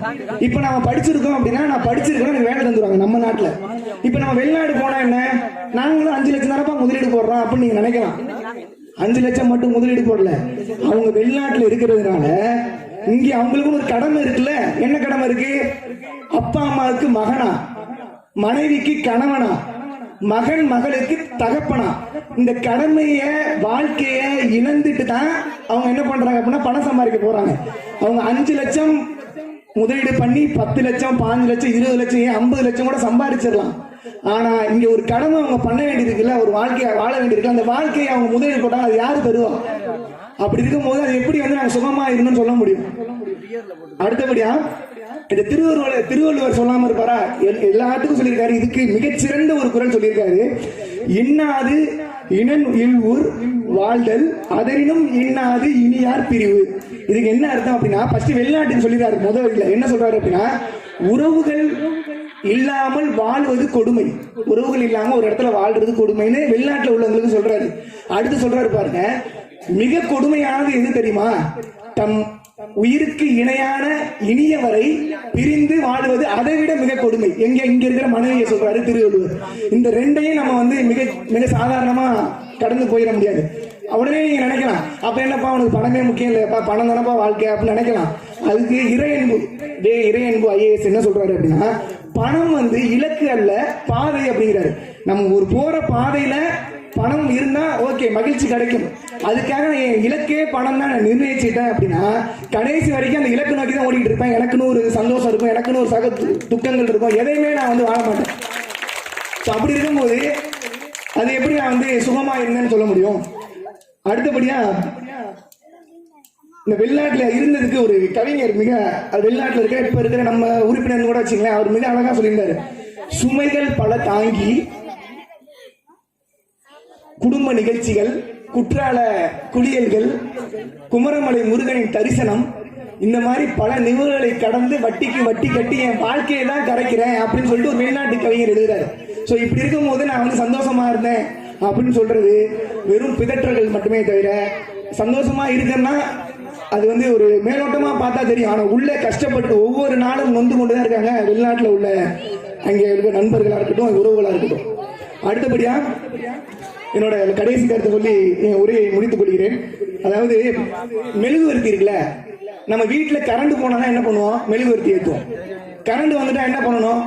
மெழுகுவர்த்தி அணைக்கணும் தானே. அணைக்கலன்னா யாருக்கு வேஸ்ட்? மெழுகுவர்த்தி தான் வேஸ்ட். நம்ம மெழுகுவர்த்தி நல்லா புரிஞ்சுக்கணும், மித்த விளக்கு மாதிரி கிடையாது. மெழுகுவர்த்தி தன்னைத்தானே உருக்கி கொண்டு பிறருக்கு வெளிச்சம் கொடுக்கும். தன்னைத்தானே உருக்கி கொண்டு பிறருக்கு வெளிச்சம் கொடுத்துச்சுன்னா அப்ப அதேதான் வெளிநாட்டு வாழ்க்கை. தன்னைத்தானே உருக்கி கொண்டு குடும்பம் நல்லா இருக்கும். அவருக்குன்னு ஒரு வாழ்க்கை இருக்குல்ல, அது வாழவே வாழாம கடைசி வரைக்கும் குடும்பத்துக்காக மட்டுமே நான் வாழ்றேன்னு சொல்றாரே தவிர அவருக்காக வாழவே இல்லை. பணம் முக்கியம், ஒரு குறிப்பிட்ட வயது வரை இருக்கலாம். திருமணம், குழந்தை, அது ஒரு பேரின்பம். அந்த பேரின்ப கணாக்காலத்தை தயவு செய்து வீணடித்து விடாமல் இங்க வந்து குடும்பம் நிகழ்ச்சிகளை கலந்து கொண்டு வாழ்க்கையை வாழ்வோம். வெளிநாடு வாழ்க்கை என்றுமே சுமை சுமை சுமை என்று கூறி இந்த வாய்ப்பளித்த வடநாட்டு நகரத்தார் இளைஞர் பேரவை நண்பர்களுக்கு நன்றியை தெரிவித்து விடைபெறுகிறேன். நன்றி. தம்பி ராஜராஜன் அவர்கள் அருமையான பேச்சு. போன தடவை கொஞ்சம் பயந்தாரு தம்பி மாதிரி, இந்த தடவை சூப்பரா பேசிட்டாரு. அதுக்கே ஒரு இம்ப்ரூவ்மெண்ட், கை தட்டுங்கப்பா. போன வருஷம் கொஞ்சம் பயந்தாரு. எல்லாருக்குமே என்ன சொல்றேன்னா, இதே ஆளுங்க இதே டீமை போடாதீங்க. அடுத்த வேறு இன்னொரு 5 பேர், அதுக்கு அடுத்த 5 பேர், இப்படி மாறி மாறி வந்து எல்லாருக்கும் வாய்ப்பு கொடுங்க. முதல்ல மேடையில ஏறி பேசுறதே ஒரு பெரிய வெற்றி. இதுக்கு சொல்லல, முதல்ல மேடையில ஏறி மைக்கு போன்ல 1 மணி நேரம் பேசலாம், அங்கிட்டு கீழே நின்று 3 மணி நேரம் பேசலாம். மைக்கில் பிடிச்சி 5 நிமிஷம் பேசுறது தன்னறியாம பார்த்தாவே பதஷ்டம் வரும். அந்த பதஷ்டத்தை முதல்ல நீக்கணும்னா எல்லாருக்கும் சான்ஸ் கொடுங்க. இல்லையா, ஒரு 10 நிமிஷம் ஆளுக்கு ஒரு சொற்புரை இது மாதிரி பேச வைங்க. இந்த நகரத்தார பேர் வந்து இருக்கக்கூடிய அத்தனை உறுப்பினர்கள் மேடையில வர சொல்லி 2 நிமிஷம் ஏதோ ஒண்ணு ஏதோ ஒண்ணு மைக்க பிடிச்சாவே அதனுடைய பதப்படப்பு குறையும். உள்ளபடியே அது எந்த இடத்துக்கு போனாலும், இப்ப லோட்டி சங்கத்துல இருக்காங்க, அந்த லோட்டி சங்கத்துல என்ன பண்ணுவாங்கன்னா, கீழே உள்ள உறுப்பினர்ல இருந்து மேல உள்ள உறுப்பினருக்கு அனைவருக்கும் வாய்ப்பு கொடுப்பாரு. இல்ல எனக்கு வேண்டாமாங்க, நீங்க எப்படினாலும் பேசுங்க, உங்களுக்கு முடிஞ்சதை பேசுங்க. வாய்ப்பு அப்படி வாய்ப்பு கொடுக்கின்ற பொழுது சங்கத்தில் இருக்க அத்தனை பேருமே பேசுறாங்க. அவங்களதான் பண்ணணும் இவங்களதான் பண்ணணும் அழைக்க வேண்டியதில்லை. அதனால போன வருஷத்துக்கு இந்த வருஷம் ஒரு பெரிய இம்ப்ரூவ்மெண்ட். அடுத்த வருஷம் தம்பி செல்வ கணேசன் அவர்கள் இதை விட இம்ப்ரூவ்மெண்டா பேசுவார் என்று இந்த நேரத்தில் அவருக்கு ஒரு கையத்தை கொடுத்து சரி முடிச்சிருவோமா?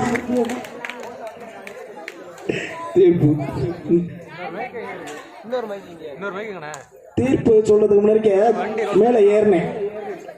அப்போ ஒரு வெளிநாட்டில் இருக்கக்கூடிய ஒரு பையன் அண்ணன் என்னடா அண்ணன் என்னடா எதுக்கு தீர்ப்பு சொல்ல போறேன் தெரியலடா, எதுக்கு நான் தீர்ப்பு சொல்ல போறேன் தெரியலடா, அண்ணே ரொம்ப சிரமமா இருக்கனே, நீ சுமைக்கு சொல்லுனே. என்னடா கமிஷன் எதுவும் தரியா? என்னடா நீ கமிஷன் எதுவும் கொடுக்குறியாடா? இல்ல நீ சொல்லுனேன்.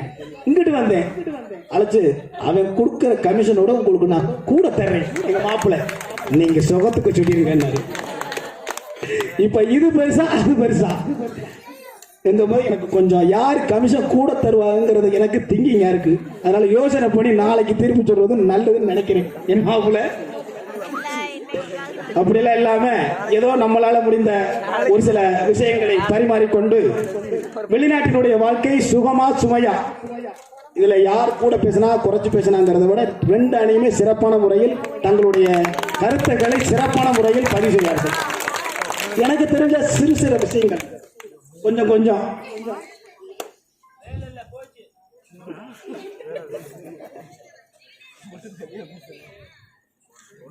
இப்ப ஃபர்ஸ்ட் சுகமா சுமையா, ஃபர்ஸ்ட் கொடுத்தது முதல்ல என்ன கொடுத்தாங்க, சுமையேன்னு கொடுத்துட்டாங்க.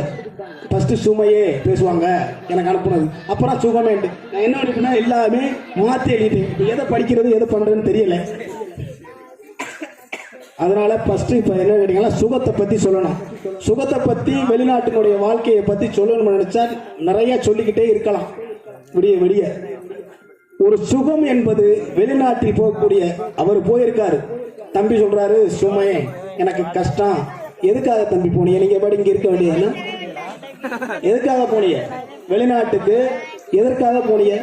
சம்பாதிக்கணும், பொருளாதாரத்தில் முன்னேற்றம் இருக்கணும், 4 பேருடைய மதிக்க கத்துக்கணும், நம்மளும் இந்த ஊர்ல ஒரு ஆளா இருக்கணும், நம்மளுடைய தேவைகளை பூர்த்தி செய்வதற்காக. கஷ்டப்பட்டாலும் பரவாயில்ல, சிரமப்பட்டாலும் பரவாயில்ல போய் எதற்காக? கஷ்டப்பட்டாதான் எதற்கு எப்போ வரும், எந்த ஒரு சூழ்நிலையும் கஷ்டம் என்று வந்தால் மட்டுமே சுகம் என்ற ஒன்று வரும், இல்லைன்னா வரவே வராது. கஷ்டமில்லாத ஒரு வாழ்க்கை, சுகமான வாழ்க்கையை அமையாது. இது உண்மை. இன்னொன்னு என்ன கேட்டீங்கன்னா, விதி. எல்லாரும் சொல்லுவோம், என் தலை விதி இந்த இங்க வந்து கிடக்கிறேன். எல்லாருடைய வாயில முதல் பேச்சு வருவதே விதி. எதனால இந்த விதியானது? எல்லாரும் ஒரே மக்கள், ஒரே வீட்டில் பிறந்திருக்கோம். ஒருத்தங்க முன்னேற்றமான பாதையில் இருக்காங்க, ஒருத்தர் சிரமமான பாதையில் இருக்காங்க. என்ன காரணம் அங்கிறது சில பேருக்கு தெரியும், சில பேருக்கு தெரியாது. அது என்னடா விதிக்கு இதுக்கு என்னடா சம்பந்தம் போது, யார் யாரு என்னென்ன வினை பயன்கள், ஊழ்வினை பயன், யார் யாரு என்னென்ன ஊழ்வினை பயன் செய்கின்றார்களோ அதனுடைய ஊழ்வினை பயனு கூட அதனுடைய நன்மையும் தீன்மையும் அமையதுதான் விதி. அவங்களுக்கு மட்டும் நல்லா இருக்கு, எனக்கு நல்லா இல்லையேங்கிறதெல்லாம் கிடையவே கிடையாது. நம்மளுடைய சமுதாயத்தினுடைய அத்தனை பேருக்கு இந்த நேரத்தில் ஒரு சின்ன ஒரு கருத்து சொல்லிக்கிறேன். விதி என்பது யாராலும் மாற்ற முடியாத ஒரு கருத்து. அதுக்கு ஒரு கருத்து என்னன்னா, ஹரிச்சந்திர சக்கரவர்த்தியினுடைய நாடகம் அத்தனை பேரும் பார்த்திருப்பீங்க. ஹரிச்சந்திரனுடைய நாடகத்தை எல்லாரும் பார்த்திருப்போம். அவருக்கு 7 நாட்டு சனியனானது ஆரம்பிக்க போகுது. 7 சனியனானது ஆரம்பிக்க போகுது. இவர் பல கஷ்டங்களை இந்த அவருடைய ஜாதக ரீதி அவர் சிரமப்படங்கிறது விதி. அப்ப நவக்கிரகங்களும் என்ன பண்ணும்னா, யாராருக்கு என்னென்ன டூட்டி கொடுத்தாங்களோ அந்த வேலையை கரெக்டா செய்யணும். அதுல ஏதாவது மாறி போச்சுன்னா அந்த நவக்கிரகத்தினுடைய தலையானது சுக்குநூறா உடையப்படும். இப்ப எல்லாருக்குமே தெரியும், நல்ல மனிதர்களுக்கு நான் யாருமே தீங்கு செய்யணும்னு நினைக்க மாட்டோம். ஒருத்தர் நமக்கு நல்லது பண்ணா, சாப்பாடு போறான்னா கண்டிப்பா அவனுக்கு நம்ம ஒரு துரோகம் பண்ணக்கூடாதுங்கிற ஒரு மனநிலை அனைவருக்குமே இருக்கு, சின்ன பிள்ளையில இருந்து பெரிய ஆள் வச்சு. அப்படிங்கும் போது கரெக்டா டைம் வந்துருச்சு. சனீஸ்வர பகவானை பார்த்து சொல்றாங்க எல்லா கிரகங்களும், நீ போய் ஹரிச்சந்திரனை புடி. அதற்கு கண்ணீர் விட்டு அழுதார். யாரு? சனீஸ்வரன். ஏண்டா கண்ணீர் விட்டாய்கிற? அவர் எந்த ஒரு குறைபாடும் இல்லை, நல்ல மனிதனாச்சே. அவர் எனக்கு பிடிக்கல, நான் செத்தாலும் பரவாயில்ல, என்னுடைய தலையானது சுக்குநூறா உடைஞ்சாலும் பரவாயில்ல, நான் பிடிக்க மாட்டேன் வாதாடுறாரு. அவருடைய வேலையை செய்யாட்டி தலை உடையும். ஆனா செய்யக்கூடிய எந்தெந்த நேரத்துல யாராருக்கு என்னென்ன கடமைகள் செய்யணுமோ அதை செஞ்சு ஆகணும். சரி, நீ போய் சனீஸ்வரன் ஆகிய நீ ஹரிச்சந்திரனை பிடிக்க வேண்டாம். உன்னை ஹரிச்சந்திரன் பிடிப்பான். எப்படி பிடிப்பான்? அதற்கான சூழ்ச்சி வேலைகள் எல்லாம் நடந்துச்சு. ஒரு நாள் நகர்வூலம் வருவதற்காக ஹரிச்சந்திர சக்கரவர்த்தியானவர் நகர்வூலம் வருகின்றார். மக்கள் எப்படியா இருக்கின்றார்கள் என்று சனீஸ்வர பகவான் பெண் வேடமிட்டு அழுகுறலாக அங்கே இங்கே ஓடுறாரு. பெண்ணேனியார், பெண்ணேனியார் ஓடி ஓடி மறைகிறாங்க. ஏன்னா டைம் வரப்போகுது, இன்னும் 10 நிமிஷத்துல பிடிக்கணும். அதுக்கு முன்னாடி பிடிக்க மாட்டாரு, போயிட்டே இருக்கிறாரு. யாரோ நம்மளுடைய ஆட்சி செய்கின்ற ஊரிலே சிரமமான சூழ்நிலை இருக்க யார் என்று, பெண்ணே நீ யார் என்று கையை வச்சார். ஒளிஞ்சிருந்த பொண்ணு, பெண்ணே நீ யார் என்று சுய ரூபத்தையும் கொடுத்தார். யாருக்கு? ஹரிச்சந்திர சக்கரவர்த்திக்கு மட்டும்தான் சனீஸ்வர பகவான் தன்னுடைய சுய ரூபத்தையும் கொடுத்தார். கொடுத்துட்டு எல்லாரும் பிடிச்சி சந்தோஷப்படுவாங்க. அவர் கண்ணீர் விட்டு அழுதார், கண்ணீர் விட்டு அழுதார். இது மாதிரியான கஷ்டங்கள் சிரமங்கள் வருகின்ற பொழுது, அது மாறி இந்த வாழ்க்கையானது வெளிநாட்டுக்கு செல்கின்ற பொழுது அவனுடைய விதி. இங்க இருக்கிறவங்க சந்தோஷம் இல்லையா? இருக்கலாம். விதி பலனுடைய சிரமப்படுறாங்க, கஷ்டப்படுறாங்க. வெளிநாட்டில் இருக்கக்கூடிய 100% 90% சிரமமான உள்ள இல்லாத சூழ்நிலை தான் தவிர யாரும் ஒரு சந்தோஷமான மகிழ்ச்சியாக போறதுக்கான வழி இல்லை. இன்னொன்னு என்ன கேட்டீங்கன்னா, வெளிநாட்டுக்கு போய் இது ரொம்ப சிரமமான ஒரு கதை. வெளிநாட்டுக்கு போறாங்க, எதை விட்டு போறாங்க? மனைவி, மக்கள், குடும்பம் எல்லாத்தையும். எதற்காக விட்டு போற? பொருளாதாரம். நம்மளுடைய சமுதாயத்திலே பொருள் இல்லை என்றால் யாருக்கு மதிப்பு என்பது கிடையாது. அது நீங்களா இருக்கட்டும், நானா இருக்கட்டும், யாரா இருக்கட்டும். பொருள்னு இருந்துச்சுன்னா அண்ணே வாங்க, இல்லனா ஆமா, இதுதான் உண்மை. இதுல மாற்றுக்கருத்துல இல்லை. அப்படிங்கின்ற போது எல்லாருக்குமே ஆர்வப்படும், பணம் வேணும், பொருள் வேணும். அப்ப அப்படி தன்னுடைய குடும்பத்தை விட்டுவிட்டு தன்னுடைய சுப நிகழ்ச்சி மொழி விருந்துங்கிறாங்க, திருமண விழா எல்லாத்தையும் விட்டுவிட்டு அப்பா அம்மாவுடைய சிரமத்துக்கு எல்லாத்தையும் விட்டுவிட்டு தனியா போய் கஷ்டப்பட்டு சிரமப்பட்டு இங்க வந்து தங்கச்சிக்கு வீடியோ கால் பேசுறான்னு தம்பி சொன்னாப்புல. வீடியோ கால் பேசுறது ஒரு மன அளவுல ஒரு சந்தோஷமா இருக்காது. அவங்களுடைய கண்ணீரலை ரத்த கண்ணீர். அண்ணா தாலி கட்டின நீ இல்லாத குறைதானா, தம்பி வீடு கட்டினா வீட பாடுறா இருக்காது. புரியுதா? ரொம்ப சிரமமான ஒரு சூழ்நிலை. இப்ப மனிதனுடைய வாழ்க்கை எல்லாருமே நம்மளுடைய வாழ்கின்ற வாழ்க்கை எத்தனை வருஷம்? சராசரி ஒரு மனிதனுடைய வாழ்க்கை 60 ஆண்டு தான். அதுக்கு மேல கிடையவே கிடையாது. அந்த 60 ஆண்டுல 20 ஆண்டுகள் குழந்தை பருவம், அப்பா அம்மால சார்ந்திருப்போம். அதுக்கு முன்னாடி யாரும் போயிருக்க மாட்டாங்க. ஒரு 17 வயசுல போயிருப்பாங்க, 18 வயசு போயிருப்பாங்க. 20 ஆண்டுகள் நம்மளுடைய தாய் தகப்பனை சார்ந்து வாழ்கின்ற வாழ்க்கை. நமக்கு சிரமமே தெரியாது. அவங்க கஷ்டப்படுவாங்க, அவங்க வட்டிக்குவாங்க, அவங்க சிரமப்படுவாங்க. 20 ஆண்டு வாழ்க்கை தூக்கத்திலே போகும். 20 ஆண்டு வாழ்க்கை தூக்கத்துல போயிடும். 20 ஆண்டு வாழ்க்கை தான் மொத்தமே. அந்த 60 ஆண்டுல 20 ஆண்டு போயிடுச்சு சின்ன பிள்ளைல, பாக்கி 40 ஆண்டு. அந்த 40 ஆண்டுல 20 ஆண்டு வாழ்க்கை தூக்கம். நல்ல கணக்கு போட்டு பாருங்க, 20 வருஷம் தூக்கத்திலே போயிடுவோம், நிம்மதியான ஒரு தூக்கத்துல போயிடுவோம். ஆனால் 20 ஆண்டு வாழ்க்கைக்கு படுகின்ற கஷ்டம், பொருளுக்கும் அதுக்கும் அடுத்தவங்க இருக்காங்க, என்ன போறது சரியில்லை, ரொம்ப சிரமப்படுறது, மன அளவுல சங்கடப்படுறது, எல்லாருடைய வாழ்க்கையில நினைத்த காரியம் நடக்காது. 20 வருஷம் வாழ்க்கை தான். இதுக்கு நமக்கு என்ன போதும், இதை என்ன செய்யலாம் என்கிறத யார் நினைச்சு வழி நடத்துறாங்களோ அவங்க எல்லாருமே வெற்றியாளர் ஆகிறாங்க. நான் யாரையும் வருத்தப்பட சொல்லல, நம்மளுடைய சமுதாயத்துல தான் மேற்கொண்டு போகணும்னு நினைக்கிறோமே தவிர அடுத்தவங்களுடைய சமுதாயத்துல பாருங்க இன்னைக்கு என்ன போதும், நமக்கு என்ன தேவை என்கிறத வழிவகுத்து குறிக்கோளாக வாழுகிறார்கள். நல்ல ஒரு வாழ்க்கையை வாழுகிறார்கள். இப்படி ஒரு இது போகுது. வெளிநாட்டுல போறேன், கஷ்டத்தை சிரமமா இருக்கு, சாப்பாடு கூட வழி கிடையாது, வேலை கிடையாதுன்ட்டாங்க, நீ உனக்கு ஒண்ணுமே தெரியல, நீ வேலையை விட்டு போடான்ட்டாங்க. பையன் முழிக்கிறேன், என்னடா பண்றது, சாப்பாட்டுக்கு என்னடா பண்றது போது ஒரு சர்க்கஸ் கம்பெனி இருக்கு, அங்கே போய் கேட்கிறேன், ஐயா எனக்கு எப்படியாவது வேலை தாங்க ஐயான்னு கேட்கிறேன். சர்க்கஸ் கம்பெனில போய் என்னையா வேலை இருக்கு, ஒன்னும் வேலை இல்லையா, இல்லையா நீங்க வேலை தந்தே ஆகணும், எனக்கு நான் என்னோட பசியானது ரொம்ப பசிக்குது, நான் ரொம்ப சிரமப்பட்டு வந்துட்டீங்க, எனக்கு வழி தெரியல, நீங்க எதனாலும் கொடுங்க. யோ இங்க வேலை இல்லையா, நீ என்ன கேட்டாலும் முடியாதுயா, நான் ஒன்னும் பண்ண முடியாது, இல்ல நீங்க வேலை தாங்குங்க. அதற்கு அந்த சர்க்கஸனுடைய முதலாளி சொல்றாரு, தம்பி ஒரே ஒரு வேலை இருக்கு, அந்த வேலை நீ செய்யறியா? இங்க சர்க்கஸ் காட்டிக்கிட்டு இருக்க இந்த கரடியானது இறந்து விட்டது. சர்க்கஸ் காட்டிக்கிட்டு இருந்த கரடியானது இறந்து போச்சு. அந்த சர்க்கஸினுடைய கரடியினுடைய உடலை பதப்படுத்தி வச்சிருக்கோம், அந்த தோலை, அதை நீ போட்டுக்கிட்டு நீ ஆடு. சரி, கஷ்டம், வறுமை. இன்னொன்னு மறந்துறாங்க, எப்ப வறுமை வரக்கூடாதுன்னா கொடியது வறுமையில், அதாவது இளமையில் வறுமை வருவது கொடியது. உள்ள போறான், வெளிநாட்டுல இருந்து சர்க்கஸ் கம்பெனில முதலாளி சந்தோஷப்படுறோமா, ஆடுறான் பாடுறான் எல்லாம் பண்ண, கரடி மாதிரி குதிக்கிறான். இன்னும் மேற்கொண்டு முதலாளிக்கு நல்ல பேர் இப்படி பல்லாக்கு பெல்ட்டி அடிக்கிறான். உள்ளுக்குள்ள இது இருக்கு, சிங்கத்தினுடைய குகை, அதுல போய் விழுந்தாரு. அந்த சிங்கத்தை பார்த்தோம்னா எனக்கு அப்படியே பட ஒப்புறான். நம்ம தெரியாத தவணை வந்துட்டான், இவ்வளவு கஷ்டத்திலையும் நம்ம சிங்கத்தினுடைய குகையில விழுந்துட்டோமே போயிட்டேன்.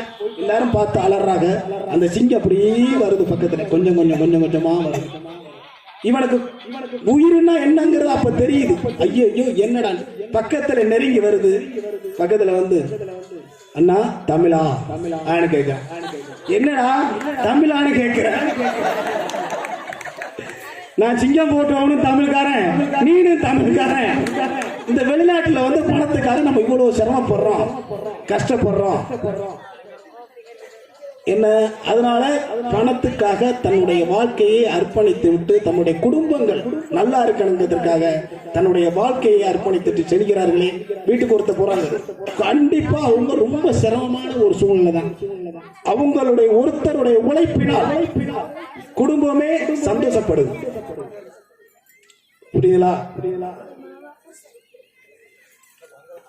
இப்ப என்ன முடிவு? இப்படி பேசிட்டே போறீங்க, எப்பதான் முடிவு சொல்ல போறேன்னு கேட்காதீங்க. இப்ப சொல்லிடுவோம், சீக்கிரம் முடிச்சிருவோம். ரெண்டு அணியினருமே பேசினதை பொறுத்து தான் நம்ம தீர்ப்பு சொல்லணும்னு நினைச்சோம். அப்படி சொல்ல போனா உங்களுக்கே தெரியும், ரெண்டு அணியில யாரு நல்லா பேசுவாங்களோ அவங்களுக்கு தான் தீர்ப்பு. ஃபர்ஸ்ட்லயே நம்ம சொல்லிட்டோம். இப்ப யார் பக்கம்? நன்மைக்கு சொல்லுவோமா தீமைக்கு சொல்லுவோமா? நன்மைக்கு சொல்லலாம், சுகத்துக்கு சொல்லலாம். கை தூக்குங்க. யாரும் இல்லையா? சுமைக்குங்கிறவங்க கை தூக்குங்க. என்னங்க இது? என் நல்ல சிரிப்பா பேசினால அப்படி சொல்றீங்களா? எப்படி நகைச்சுவை பேச்சு?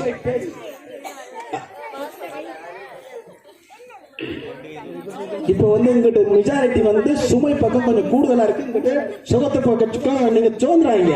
நம்ம ஓட்டு எண்ணல, நம்ம ஓட்டு வெளிநாட்டுல இருக்கு, அது எண்ணல. கள்ள ஓட்டுல அங்கே போட்டீங்களா? வெளிநாட்டுல போட்டியா?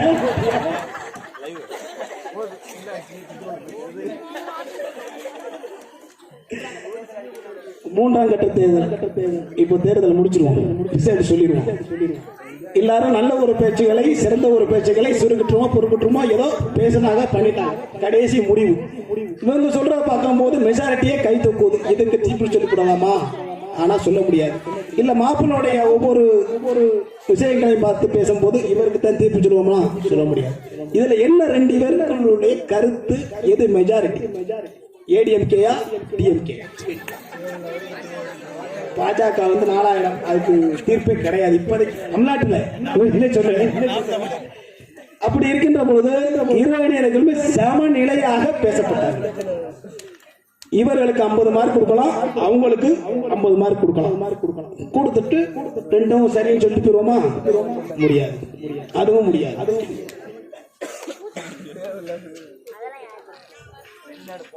வெளிநாட்டுக்கு செல்கின்ற பொழுது சுமையா சுகமா என்ற தலைப்பு, அருமையான தலைப்பு. இது எப்படி செலக்ட் பண்ணாங்கிறது முடியாது, தெரியல. இப்பெல்லாம் பேசி முடிச்சுட்டு வெளிநாட்டினுடைய வாழ்க்கை எல்லாரும் புரிஞ்சுக்கோங்க. வெளிநாட்டினுடைய வாழ்க்கை என்றுமே பாஸ்போர்ட் உணவு. அது நம்ம சாப்பாடு மாதிரி கிடைக்காது. பாஸ்போர்ட் உணவு எப்படி போனா நூடுல்ஸ் சாப்பிட்டா அப்புறம் மாதிரி வயிறு சரியா வராது. அது நிரந்தரமானது கிடையவே கிடையாது. வெளிநாட்டினுடைய வாழ்க்கை நிரந்தரமானது கிடையாது. அது பாஸ்போர்ட் சாப்பாடு. அது வேஸ்ட்.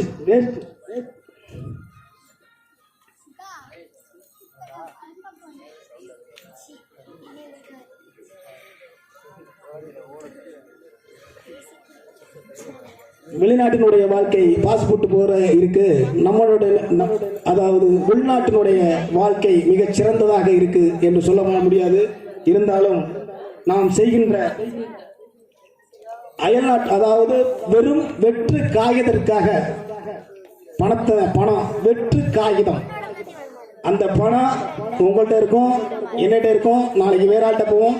இது சுழற்சி முறையில் வந்து கொண்டே இருக்கும். இது பணம் என்பது ஒரு வெற்று காகிதம். அது ஒரு நிரந்தரமானது கிடையாது. நிரந்தரமற்ற ஒரு செயல். இருந்தாலும் கூட அயல் நாட்டு வாழ்க்கை என்பது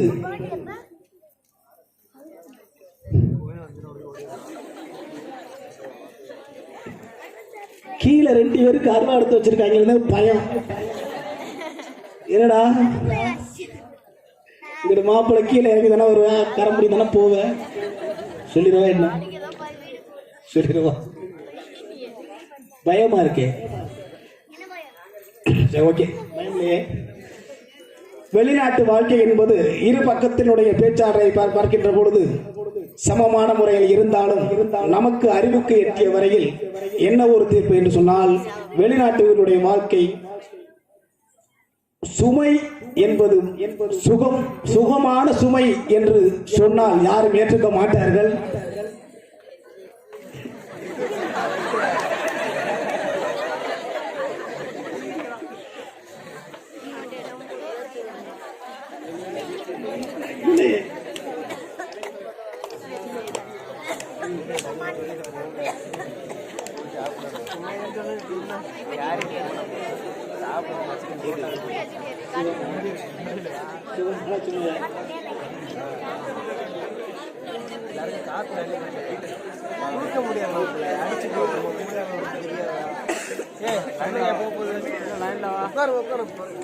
எல்லாருக்கும் கொஞ்சம் ரிலாக்ஸ் பண்றதுக்கு தான் சொன்னது. சும்மா இது ஒரு ஸ்ட்ரோக்கு தான், ஒன்றும் பிரச்சனை இல்லை. வெளிநாட்டு வாழ்க்கை என்பது கல்வெட்டால் பொறிக்கப்படுகின்ற சுகமான வாழ்க்கை கிடையவே கிடையாது. சுகமான வாழ்க்கை என்பது கிடையாது. அது சுமையே சுமையே. வெளிநாட்டு வாழ்க்கை என்பது சுமையே என்று தீர்ப்பு கூறி நல்லவர்கள் வெளிநாட்டு வாழ்க்கை மிக மிக சுமையே என்று தீர்ப்பு கூறி இந்த வாய்ப்புக்கு நன்றி கூறி விடைபெறுகிறேன். நன்றி, வணக்கம்.